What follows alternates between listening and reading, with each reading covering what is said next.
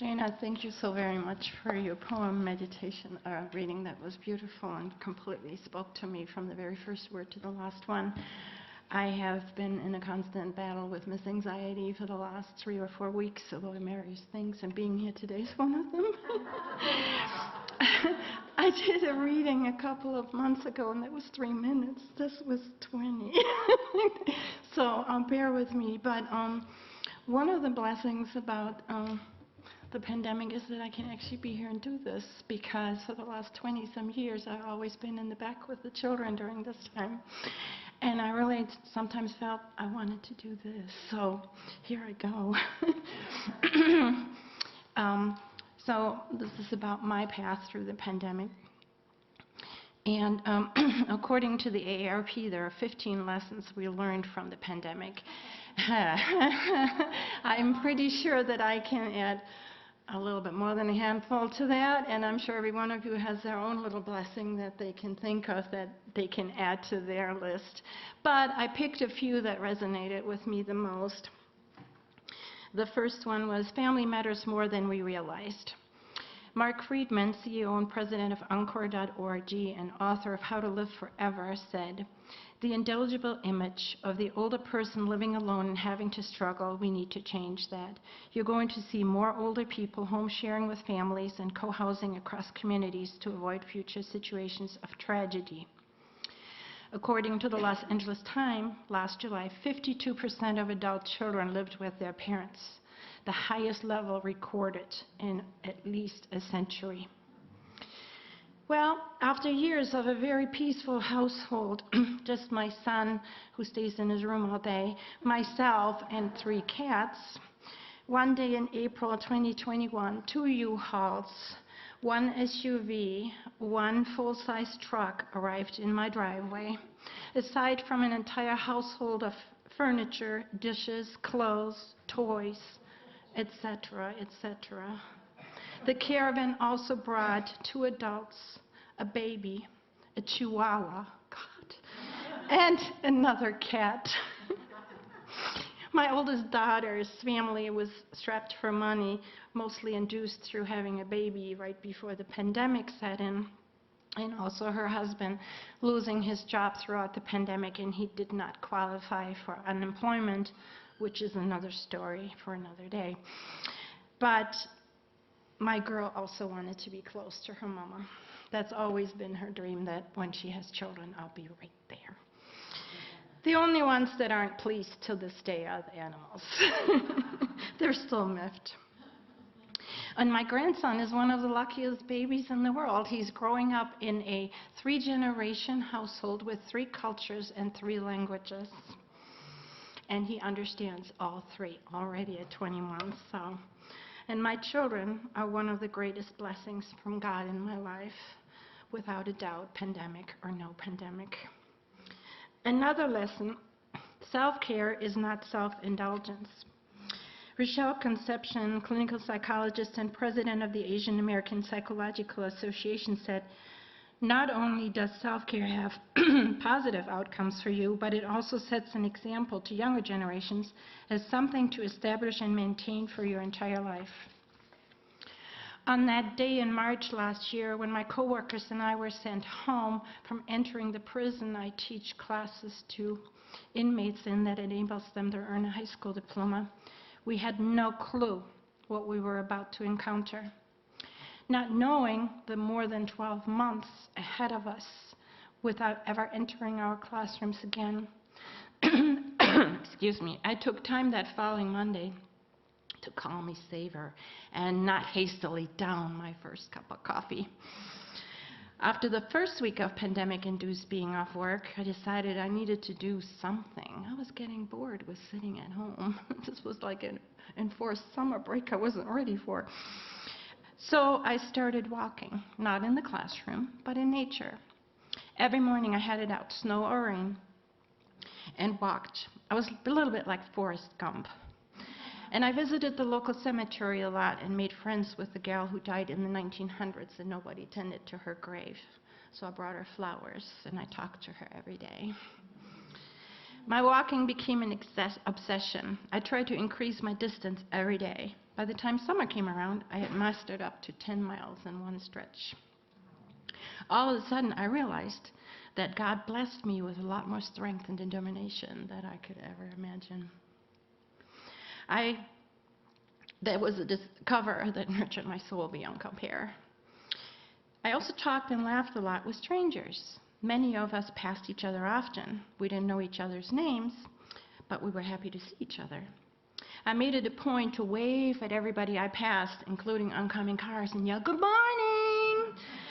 And after a while, I realized that oncoming cars started honking at me before I waved. And there was an old lady in a wheelchair I frequently came across, and one day we just both shouted together good morning to all the people around us.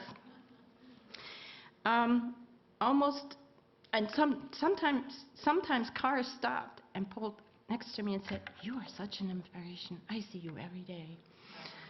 So almost everyone I got to know during that never revealed their name to me or vice versa, but we were seriously connected in spirit. On one of my walks, I stopped to watch a group of women dance and drum on big yoga balls set on big buckets. They invited me to join, and I've been cardio drumming 3 days a week ever since. These are also my soul sisters, women I never met before. We cheer each other on, motivate each other, cry, dance, and often laugh together. Another lesson from AARP was loneliness hurts more than we thought. Julianne Holt-Linstead, professor of psychology and neuroscience at Brigham Young University, said, "What we have learned from COVID is that the isolation is everyone's problem. It doesn't just happen to older adults, it happens to all of us." My neighbor and campaign trail pal, Judy, who was in the past just a member of a group of girls who got together and played cards once a month, several times a year to have a birthday treat at the Spotted Cow for each other, and once a month for a treat at happy hour at a very fancy local restaurant, suddenly became my closest friend. Bored with retirement, cut off from our social gatherings, and equipped with great editing skills, she headed over to my house just about every day after we were both vaccinated to help me with grading those huge paper packets that I received once a week from the prisoners. The relief she provided me with was also priceless.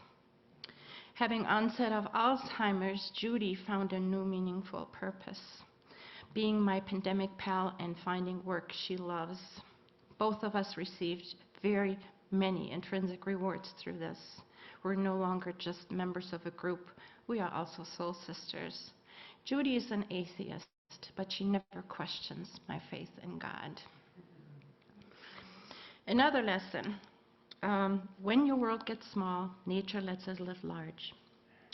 Kathleen Wolfe, a research social scientist in the School of Environmental and Forest Sciences at the University of Washington, said, "For older people in particular, nature provided a way to shake off the weight and hardships associated with stay-at-home orders, of social isolation, and the stress of being the most vulnerable population in the pandemic." One silver lining to COVID-19's dark cloud themselves became more familiar to all of us. So did birds, trees, bees, shooting stars, and window gardens. Nearly 6 in 10 Americans have a new appreciation for nature, myself included, because of the pandemic. According to one survey that also found 3/4 of respondents reported a boost in their mood while spending outside. Morgan Freeman, I loved what he had to say. As humanity became absent, miraculous things started to happen. Dolphins returned to the canals in Venice. Around the world, nature returned. So that leads to another one of my favorite memories, the Robin family. Sipping my coffee after returning home from my walks, I sat by my window and watched baby robins grow up right in front of me.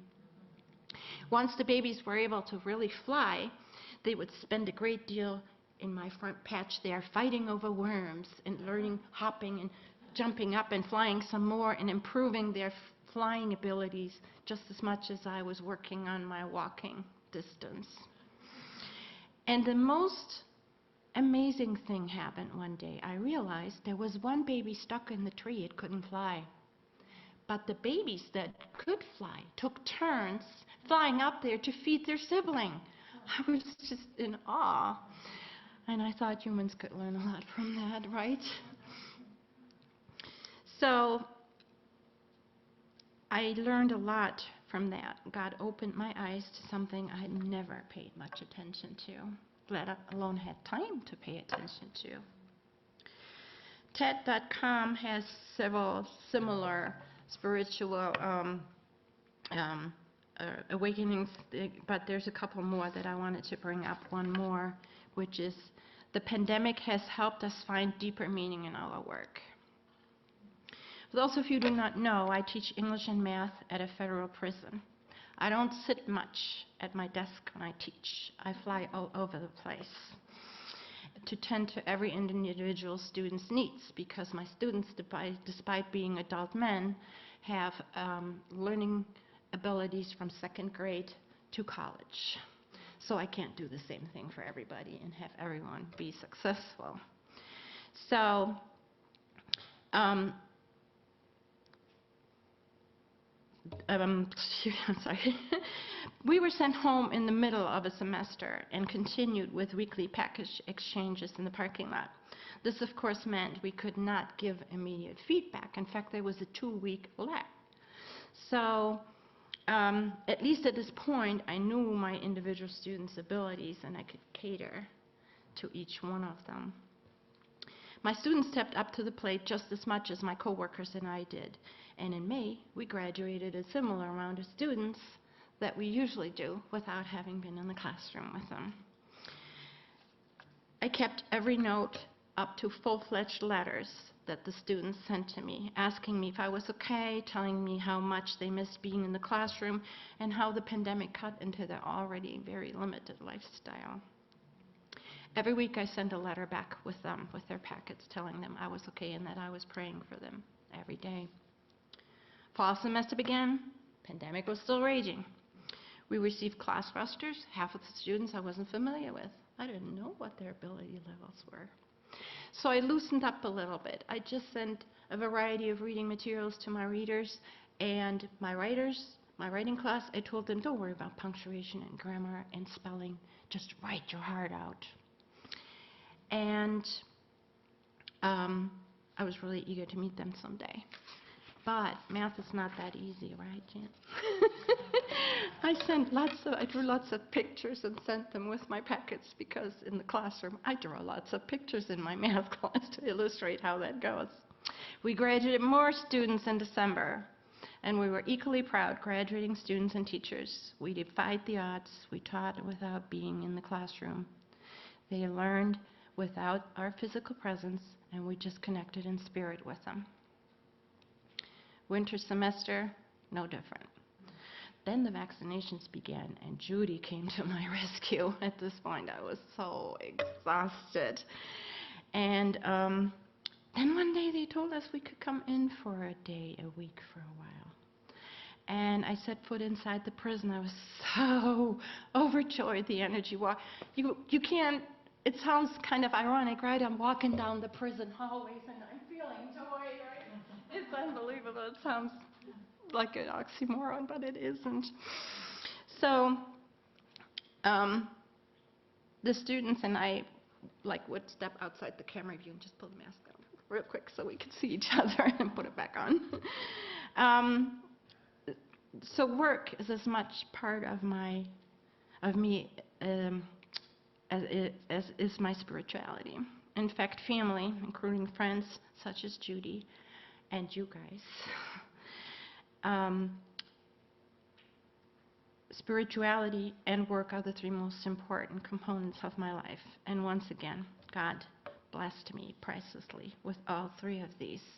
But the pandemic made it possible for me to actually recognize that.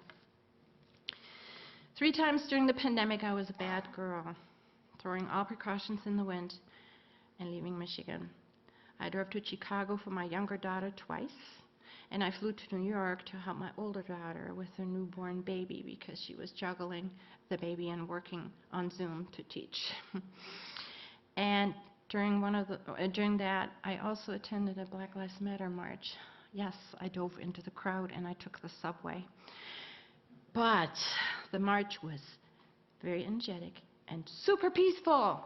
There were people all over, onlookers, that passed out snacks, first aid kits, water, masks, hand sanitizers, and gloves, and they cheered us on. No violence, no riot. I returned home healthy, happy, accomplished, and faith in humanity confirmed. So I wrote most of this 2 months ago, and the ending had to change. For the last several months now, this is what I wrote 2 months ago. I thoroughly enjoyed the freedom from masks in so many situations. However, never once did I stop to complain that my freedom was restricted and when we had to wear masks, and I never once did stop to refuse a vaccination for the safety of myself, my family, my friends, acquaintances, coworkers, and students. I thought I had learned quite a bit during the pandemic, and now there's Delta. I can do this. I'm a teacher. I do not only teach, I also never pass up an opportunity to learn something new. So take my hand and do this with me. Every time you want to scream and throw in the towel, call me, because together we will find something good in the setback, because God is on our side.